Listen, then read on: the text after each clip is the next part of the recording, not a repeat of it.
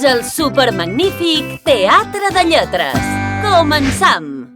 Avui veurem i escoltarem el so de la lletra D. Dilluns, en Daniel va decidir anar descalç pel desert. Dimarts, es va copejar el dit del peu amb una pedrota diminuta. Dimecres, en Daniel estava tan desanimat que va demanar un desig. Vull prendre una dutxa i descansar.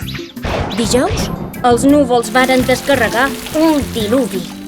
Divendres, en Daniel estava tan adolorit i desesperat que va anar a cal doctor. Aquest li va ordenar descansar i prendre un medicament durant 10 dies. I si repeteixes amb nosaltres les següents paraules que contenen la lletra D? Dilluns. Dilluns. Desert. Desert. Desig. Desig. Diluvi. Diluvi. Doctor. Doctor. Molt bé.